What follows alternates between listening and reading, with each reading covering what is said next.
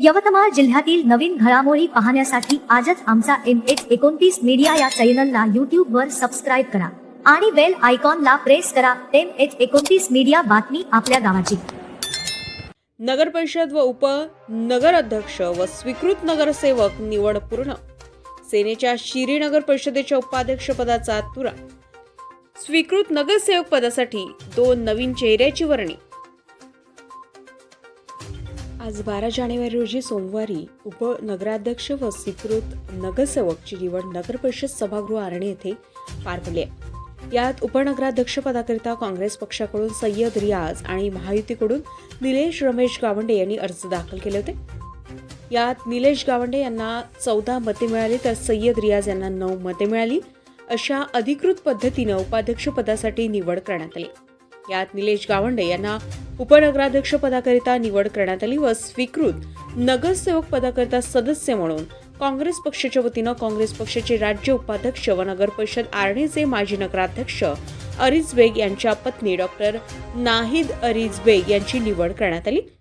तर राजकारणातील king maker अशी ओळख असणाऱ्या राष्ट्रवादी काँग्रेसचे राज्य सरचिटणीस साजिद बेग यांची निवड करण्यात आली. त्यावेळी नगर परिषदेचे नगर अध्यक्ष नालंदा भरणे साहेब, मुख्याधिकारी रवींद्र राऊत साहेब व सर्व पक्षाचे नगरसेवक व नगरसेविका उपस्थित होत्या. MH29 मीडियासाठी इरफान रजा, प्रशिक मुनेश्वर, आर्णी. नगर परिषद आर्णी या ठिकाणी या हॉलमध्ये उपाध्यक्ष नगर उपाध्यक्षाची निवड आज दिनांक 12/1/2026 दुपारी 1 वाजता ही प्रोसेस सुरू झाली. तेव्हा उपाध्यक्षासाठी 2 नावे आली. शिवसेनेतर्फे निलेश गावंडे आणि काँग्रेस पक्षातर्फे सय्यद रियाज या दोघांना नगर परिषद सदस्यांना 15 मिनिटाचा वेळ देण्यात आला.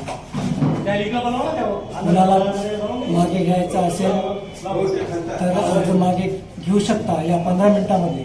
परंतु त्या 15 मिनिटामध्ये कोणीही अर्ज मागे घेतला नाही.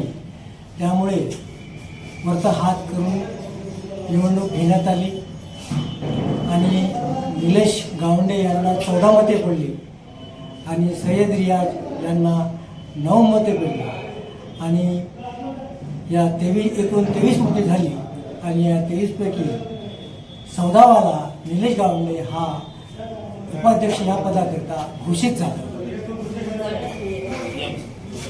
ही माहिती मी नगर परिषद या ठिकाणी नगराध्यक्ष म्हणून देतो आहे. त्यानंतर स्वीकृत सदस्यासाठी 2 पॅकेट आले.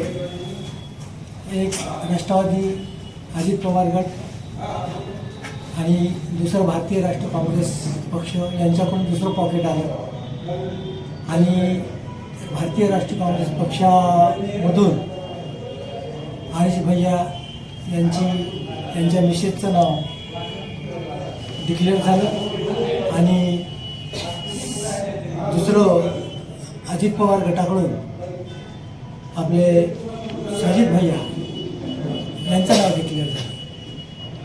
तेव्हा दोघांचंही स्वागत करण्यात आलं आणि कार्यक्रम चालू. आम्ही आर्णीचा विकास करण्याकरता कटिबद्ध आहे आणि चांगला विकास करू. आधी लोकांनी मला पाहिलं तर मी कशामध्ये काम करतो आणि भविष्यात याला काय करणार आहे ते लोकांना माझ्यापेक्षा जास्त लोकांना माहिती आहे की मी काय करू शकतो वगैरे म्हणून. त्या हिशोबाने आता काम करू. कार्यकर्ता वगैरे आहेत तर आम्ही चांगल्या पद्धतीने माणसं लावून वगैरे त्या स्वच्छ करण्याचा प्रयत्न करू आणि आणखी काही बाकी गोष्टी असतील ते पण चांगलं करू. चांगल्या पद्धतीने ट्रॅफिकवाले ठाणेदारांना मी बोलून ते पण सुद्धा साईडला वगैरे ट्रॅफिक वगैरे